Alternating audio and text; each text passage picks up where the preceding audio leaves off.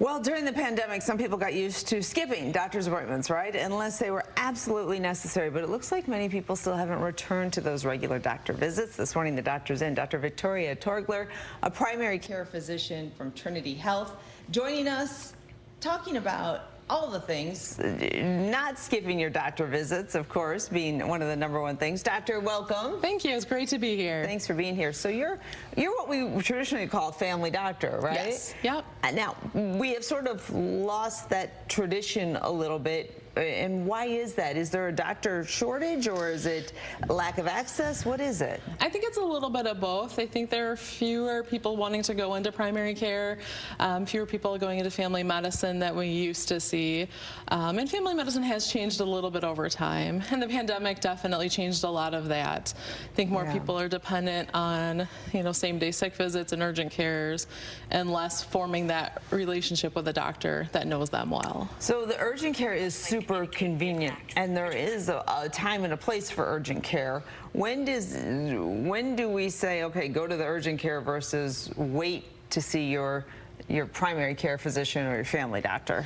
Yep, so actually I tell all my patients, call us first. So 24 hours a day we have an on-call service. We have nurses that can talk to you, and they can help you decide, do I need an emergency room, do I need the urgent care, or can I wait till tomorrow to see my doctor? And sometimes the nurses would say, oh, you know what, try this for a day or two, and if it's still a problem, then we'll see you in 2 or 3 days.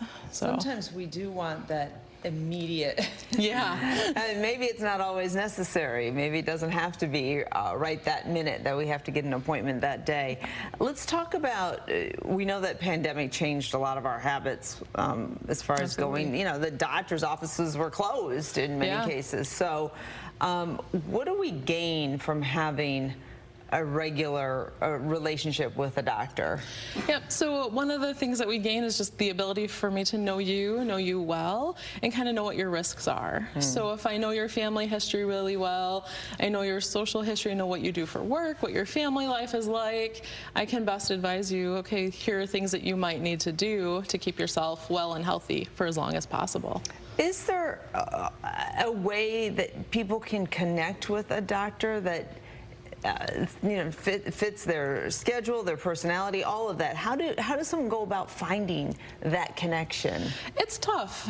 So sometimes, people have to shop around. They go to a couple different offices and find the one that's the right fit for them. I went into medicine because I knew a lot of women only like to see female doctors, and having that as an extra lack of access is something that's big. So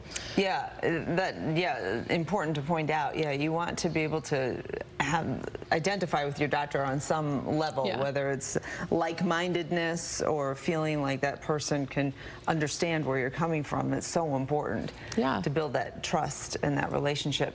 Okay, so as of right now, I was asking you, there's not a lot going around as far as sickness that you're seeing, that people popping into the office looking for care. Right now, we're in general, things are looking okay? Yeah, the last couple of weeks, it's been kind of a lull at what we call them same-day sick. So people coming in because they're, urgently sick, needing to know, is it COVID, is it flu, is it something else?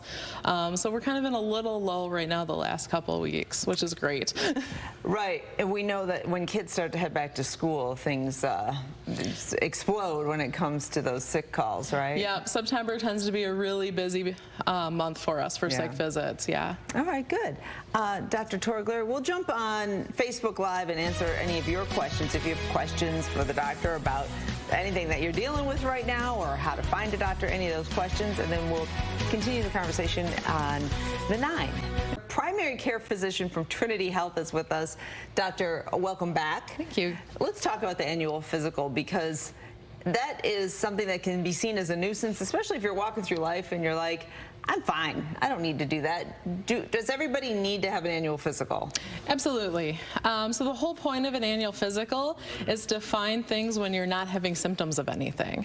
So we go over all of your risks, we talk about what's going on in your life, your family history, and decide, what kind of testing we need to do. Right, so that makes sense, because if you have a symptom, then you're making a doctor's appointment for that particular symptom. Absolutely. So the physical you're looking at, we know the basics, blood pressure, cholesterol, those sorts of things. Yeah, so we check your blood pressure, we check your weight, we will check blood and look for your cholesterol, check your sugar levels. We talk about your mood, we look for, depression and anxiety.